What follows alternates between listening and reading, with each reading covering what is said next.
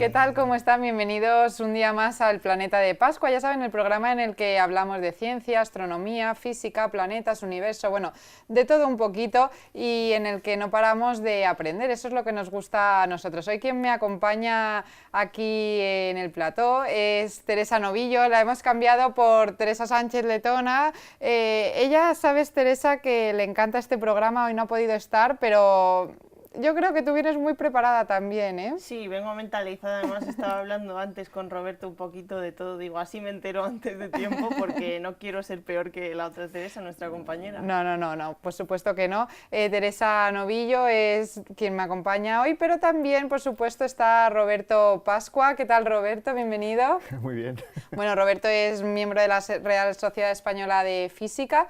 Y Roberto, hoy nos tienes preparado un tema sobre el Big Bang, decíamos sobre el universo. Hay diferentes teorías y no sé cuál de todas nos vas a contar. La que has dicho, la del Big Bang. Que ese nombre viene de... Pues mira, es una buena pregunta. El nombre es curioso porque no tiene nada que ver con realmente el autor de la teoría, ¿no? Ah, ¿no? No, el nombre se lo puso Fred Hoyle, que es precisamente, a ver, digamos que las dos grandes teorías acerca del origen del universo del siglo pasado eran el Big Bang, y como tal, que ahora os contaré en qué consiste, y la otra es la teoría del estado estacionario, cuyo máximo exponente es Fred Hoyle. Fred Hoyle, que siempre debatió, intentó rebatir todos los argumentos del Big Bang y le puso ese nombre precisamente en un programa de radio. Fred Hoyle tenía la ventaja sobre los demás en que él pues, se dedicaba también a la divulgación de la ciencia, tenía un programita de radio, y ahí pues en tono despectivo, refiriéndose a esta teoría de Georges Lemaitre, pues la llamó esa cosa, la gran explosión, el Big Bang, ¿no? A la gran explosión. Sí, eso es. Lo que ocurre es que, claro, el nombre realmente pues triunfó, ¿no? Lo que él quería hacer como en un tono despectivo, pues al final consiguió que todo lo contrario a lo que él proponía, ¿no? Y hizo que la teoría llegara mucho más al público, ¿no? Y al final, de hecho, es la teoría correcta en la que pensamos que surgió el universo, ¿no? No la suya, que es la del estado estacionario. ¿Pero hay siempre una teoría correcta o puede ser que de repente ahora... No, eso o sea, se sigue estudiando lo de la creación del de hecho, universo y cómo... Sí, de hecho, quizá, fíjate, en las alturas en las que estamos ya, que es estamos en 2018, yo recuerdo que allá por 1900 muchos físicos pensaban que la física estaba ya terminada, para que os hagáis una idea, ¿no? Y claro, surgieron... que ya está todo estudiado, Claro, ya lo damos todo por correcto, ya no hay nada más que eso hacer. lo sabemos todo, ¿no? Había dudas, por ejemplo, algo que no se sabía era cómo brilla una estrella, ¿no? Parece mentira, pero ¿qué hace que brille una estrella, no? Eso hasta 1925 no se averiguó. Pero lo que es la física como tal, como ciencia básica del resto de cosas, sí que estaba bastante... Ya muchos pensaban que se había llegado al final, ¿no? Fijaos todo lo que ha venido después, ¿no? La teoría cuántica, la teoría de la relatividad de Einstein, la especial, la general, todo lo que es el modelo estándar de física de partículas, con un montón de partículas que se van descubriendo, ¿no? Pues realmente, en cuanto a teorías como tales, pues fíjate, el Big Bang, ¿no? Vamos a centrarnos en la que habíamos venido a hablar, porque ¿no? si no... Vamos a hablar, sí, vamos a hablar de... Vamos a empezar... Nuestras clases de francés, ¿no? Sí, de Georges... Lemaitre. ¿Cómo lo diríamos? No lo sé, Lemaitre. Pues yo siempre he llamado Lemaitre. Lemaitre. Lemaitre, ¿no? Que era belga, belga, nacido en 1894, y era un sacerdote que, fijaos, llegó a participar en la Primera Guerra Mundial, incluso tiene anécdotas, ganó medallas al honor, y tiene anécdotas curiosas, ¿no? Porque discutía de balística con sus profesores, ¿no? Él decía, pues estos problemas no están bien resueltos, la verdad es que las matemáticas se le daban bien, y al final acabó entrando en esto de la astronomía a través de un libro de Poincaré, un libro de cosmología que él leyó en su momento, que le dijo, oye, pues esto es muy interesante y me gustaría estudiar esto, ¿no? Y fue a Cambridge, a la universidad, y claro, él aterriza en un momento muy especial para la ciencia, ¿no? Porque tenemos ahí, hablamos de 1920 aproximadamente, ¿no? Entonces tenemos una teoría de la relatividad general de Einstein, que es de 1916, muy reciente. Muy reciente, recientemente además demostrada por Eddington, que al final acabó siendo un mentor de Poincaré, en un famoso experimento que se hizo con un eclipse de sol, ¿no? Que venía a demostrar un poquito partes de la teoría de la relatividad, luego si queréis os cuento en qué consistía, que fue en 1919, ¿no? Un año antes. Estamos también en una época en la que Hubble está descubriendo que las galaxias están lejos y se están alejando de nosotros, más rápido cuanto más lejos. Es decir, tenemos, digamos, un universo en expansión, ¿no? Por tanto, si tiraras hacia atrás en el tiempo, pues estaría todo más juntito, ¿no? Que por ahí vienen más o menos los tiros.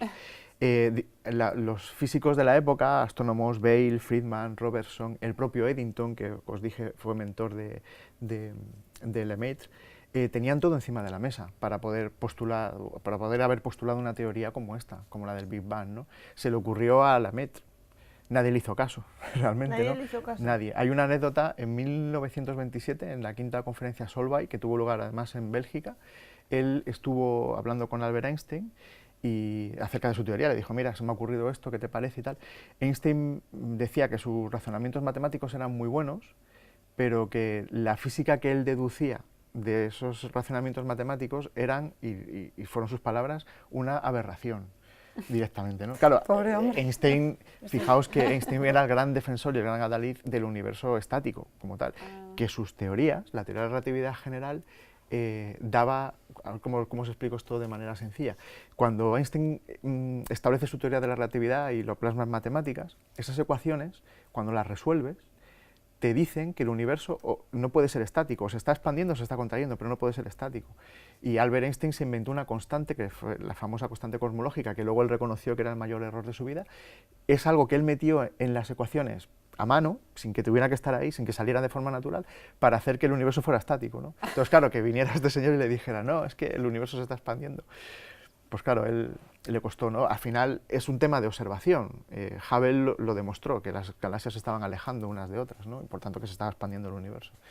Y al final, digamos que las teorías de Lemaitre fueron calando por ahí, ¿no? Un Lemaitre que, fijaos, también llegó a ser muy conocido en la época, ¿no? Porque es cierto que la prensa generalista de aquella época, he hablado de 1930, la década de los 20, dedicaba mucho tiempo a la ciencia. Yo no creo que fuera, a pesar de todo, porque realmente os estaba explicando, es un momento muy apasionante dentro de la ciencia, pero yo creo que la prensa generalista le dedicaba tiempo a la ciencia, quizás usando una terminología que entenderíamos ahora, no que se usa en los medios, ¿no? Para desengrasar, ¿no? Porque estábamos en plena depresión. Entonces, para distraer un poco a la gente, ¿no? Entonces, pero claro, tenías a Albert Einstein en fotos, en periódicos. No, y para decir, no es todo tan horrible, sino que todavía hay científicos y se estudian cosas y se descubren. Hay y claro, hay esperanza en el universo, ¿no? Claro, es que ahora lo vemos con perspectiva, pero en 1920 no se sabían que existían las galaxias, no se sabía lo que era una galaxia. Cuando miras por el telescopio y veías esas manchitas, nadie sabía que eso estaba lejos, fuera, tan lejos que no estaba en nuestra galaxia, ¿no? Se hablaba de universos isla. Quiero decir que es un momento de la ciencia también, sobre todo de la astronomía, muy interesante.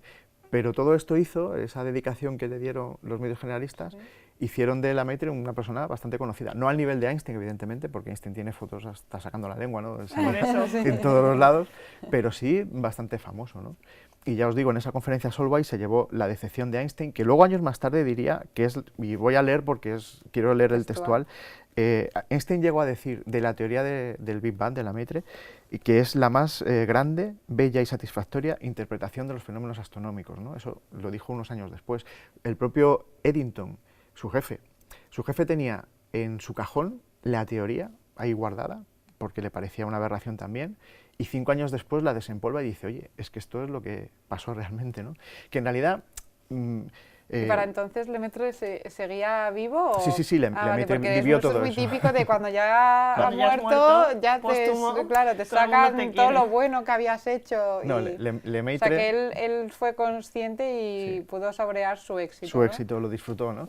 Y os digo más, pudo saborear su éxito, no sé cómo decirlo sin que sea un poco extraño, ¿no? Echándoselo a la cara a gente como Einstein, como su un poco de venganza, ¿no? Él realmente, porque si la teoría lo que dice, él lo que venía a decir es, el universo surge de un átomo primordial, de hecho su teoría se llamaba así, la hipótesis del átomo primigenio, ¿no? Digamos, un único átomo del cual surge todo. No como una gran explosión como lo vemos ahora y como el propio nombre de la teoría que le puso Fred Hoyle indica, sino como división de células. Él estaba pensando más bien en que ese átomo se dividía como se dividen las células, se va dividiendo y va haciendo el universo. Él no pensó en que eso... O sea, como un primer átomo que se hace Sí, dos y luego esos dos otros cuatro, dos y así. eso O es sea, así, ¿no? Porque él realmente, y no voy a entrar ahí porque es una parte muy técnica que me costaría explicar y entender a los demás, ¿no? Pero él estaba pensando en física cuántica realmente, ¿no? Era digamos que la física cuántica era la otra gran teoría del siglo XX que estaba ahí en boga, recién iniciada, ¿no? Con grandes discusiones entre científicos como Einstein, Bohr, Paul Dirac, digamos que toda la plana mayor, ¿no? Pues él, la teoría cuántica le gustaba mucho y él intentó deducir de ahí el nacer del universo, ¿no? ¿Por qué? Podéis decir, ¿qué tiene que ver? La cuántica se dedica al estudio de lo muy pequeño, de lo atómico, ¿no? Entre comillas esto, pero bueno, básicamente se podría decir así. Claro, él, tirando hacia atrás ese universo, él llega a pensar que es del tamaño de un átomo, entonces él piensa que ahí lo que aplica son las leyes de la física cuántica, no otras leyes. claro. ¿No? Que no iba muy desencaminado, aunque bueno, es mucho más complejo. A mí me en resulta realidad. curioso que al principio has comentado, Roberto, que Lemaitre era o había sido o había intentado, no sé muy bien, ser sacerdote. Era sacerdote. Y claro, no sé, me sorprende que un sacerdote que pues cree que el universo lo ha creado El Dios, creacionismo, ¿no? Bueno, a ver, luego ahí- decida, no Sí. sé, o sea, sostener una teoría de que eso no es así Sí, y que ha sí, sido sea por otra. científico, ¿no? Claro. Bueno, a ver, ahí es que hay dos partes. La ciencia como tal es ciencia. La ciencia necesita sus pruebas, necesita teorías que se puedan demostrar matemáticamente, que tengan sentido y que luego haya un respaldo en el experimento, ¿no? Esto no tiene nada que ver con Dios, evidentemente, ¿no? Pero ¿qué ocurre? Que no hay incompatibilidad de ningún tipo. Y habrá científicos que digan, "No, ya no estás hablando de ciencia". No, claro, estoy hablando del momento de la creación que ningún científico sabe cómo fue, para empezar. Quiero decir, No es demostrable. no es demostrable 100%. científicamente, Claro. pero lo que sí es demostrable es que estamos aquí. Luego ya cada uno puede buscar el por qué estamos aquí, ¿no? Eso es una filosofía, una forma de verlo. Unos buscan la religión, otros entienden, comprenden qué significa Dios, no lo sé. No hay incompatibilidad en eso, porque realmente la ciencia llega hasta donde llega. Y yo os puedo decir, llega hasta el 10 elevado a menos 42 segundos. ¿Cómo? El ¿Qué es universo, nosotros, Que me acabo de quedar. te has quedado a cuadros. Los científicos, y ya lo he dicho en alguna ocasión, los científicos podemos explicar el universo, su evolución, desde su origen hasta llegar ahora, dentro de una teoría que encaja, donde encajan todas las piezas, desde el tiempo 10 elevado a menos 42. Es decir, empieza el Big Bang, nace el universo, digámoslo así, y desde que pasa el segundo 10 elevado a menos 42, es decir, 0,420, claro. desde ahí en adelante la teoría te explica todo. De ahí hasta el cero no se O sabe sea, qué pasó. eso Ese es el momento que Esos llamo yo, 42, esos, Esos esos 10 elevado a menos 42 segundos, Sí, que serían 0,000. 42 ceros. Madre de 2, 2, Dios. 2, 2, 2. Sí, 0,0000000, 42 ceros sí. seguidos. Ese es el momento de la creación, como le llamo yo. Y muchos Y eso es otros, lo que ¿no? nadie sabe Ahí la explicar. teoría no te puede explicar nada. Ajá. Ahí no hay nada, o sea, la teoría no funciona, no hay nada ahí, no se sabe qué pasó. A partir de ahí, sí, de ese 10 elevado a menos 42 segundos, sí que podemos explicar, pues en el primer minuto del universo pasa esto. Y pasó. Por ejemplo, cuando aparecen los primeros átomos, porque en ese momento el universo es energía, ¿no? ¿En qué momento aparece el primer átomo de hidrógeno, que se forma precisamente en el universo, ¿no? Del cual después se hacen las estrellas? Pues todo eso te lo explica la teoría perfectamente. Hace falta que la temperatura del universo sea de tanto, 3000 grados, para que aparezca el primer átomo. Mientras esté más caliente todavía es radiación. Pues ese tipo de cosas la teoría lo explica, ¿no? Entonces, claro, Madre mía. ¿cómo de grande es el universo cuando ya tiene 3000 grados? Porque al principio son miles de millones de millones de millones de grados, ¿no? Pues podemos saber cómo de grande era, ese tipo de cosas. Pero de 10 elevado a menos 42 hacia atrás, no No se se ¿Y sabe se nada. podría llegar a Ahí las teorías fallan. demostrar en algún momento? No, ahí las teorías fallan. De manera científica no va a ser posible. Porque Nunca. no, bueno, yo nunca diría nunca, pero Bueno, nosotros probablemente no lo veamos. acuérdate, quiere decir Roberto. acuérdate que te dije que en 1900 se pensaba que la física estaba terminada, ¿no? No, Madre pero a mía. ver, la teoría que tenemos explica muy bien lo que vemos. Y eso no pasaba antes. Ahora sabemos de qué están hechas las estrellas, cómo se generan los átomos, las moléculas, conocemos, digamos, la ciencia básica que hay detrás de todo, ¿no? ese momento es el momento de la creación, entre comillas, llámalo como quieras. Es el momento en el que, por el motivo que sea, pues Dios o multiversos de estos, ya sabéis, ¿no? Universos que están totalmente explotando, contrayéndose, le vuelven a explotar, vuelven a contraerse. Hay mil teorías acerca de qué puede haber detrás, ¿no? Pero esas teorías no tienen nada que ver con la ciencia, ¿vale? Son hipótesis que formulan algunos, pero que no hay nada científico detrás, porque si hay otros universos fuera, eso no se va a poder demostrar, o al menos ahora mismo es indemostrable. Y si hay un único universo que está haciendo así todo el rato, y que a lo mejor está la explosión 10 millones de ese universo, ¿no? Eso no lo vamos a poder saber, porque cada vez que hay una explosión es borrón y cuenta nueva. Entonces, pero bueno, me gusta más pensar que existe Dios.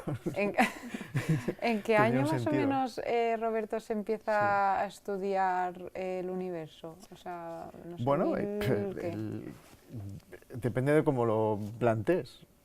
Yo creo que el universo empieza a estudiarlo el ser humano desde que tiene capacidad para pensar realmente, ¿no? Y empieza a formular sus hipótesis, desde Demócrito con el átomo, pasando por todos los griegos que todo era agua, tierra, fuego y aire, ¿no? Se intenta explicar de alguna manera lo que ves. Luego, evidentemente, a partir de la época de Galileo es cuando la ciencia tiene algo que se llama el método científico. Galileo, estamos hablando de 1600, Galileo nace en 1500... Que es cuando todavía se creía que la Tierra era plana, ¿no? Sí, bueno, ahí podrías discutir si era plana o no. Eratóstenes ya había demostrado que era redonda en su momento, y calculó además el radio, porque lo hizo con... ¿Y eso en qué año fue?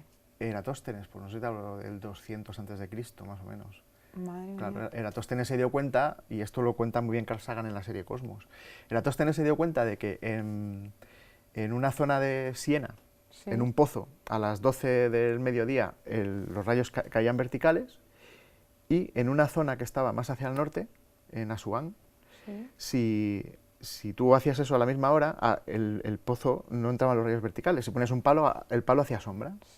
Entonces él lo que hizo fue, calculó el ángulo de esa sombra y mandó medir la distancia entre Siena y Asuán. Qué bueno. Y con eso fue capaz de darse cuenta. No dice, es plano. Claro, dice, esto solo puede pasar si la Tierra es así. Claro. Y aquí, ya solo con calcular un trocito te sirve para tuvo sacarla suerte, completa. Tuvo suerte porque la distancia entre Siena y Asuán precisamente es la 70ª parte de la circunferencia.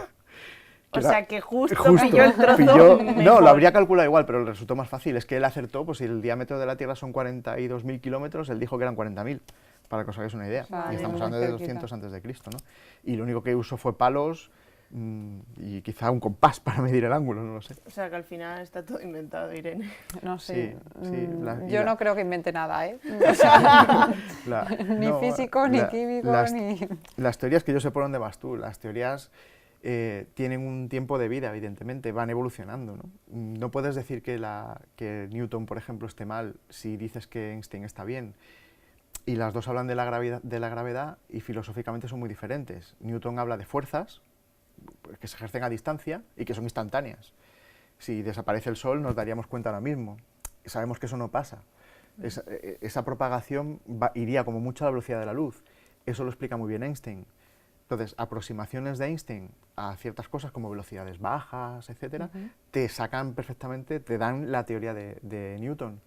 La teoría de Einstein es mucho más amplia y más compleja, ¿no? ¿Cuál de las dos es verdad? Las dos. Lo que pasa es que una aplica una cosa y otra... Pues nos vamos a quedar con eso, Roberto. Ha sido un lujo hablar de esta teoría del Big Bang, conocer quién era Lemaitre y, bueno, pues nos tenemos que despedir. Nos vemos en el próximo programa de Planeta de Pascua, ¿no? Sí. No sabemos si estará Teresa Novillo o Teresa Sánchez, o estarán ellas y no estaré yo, aquí nunca se sabe, pero... Aparezco y desaparezco.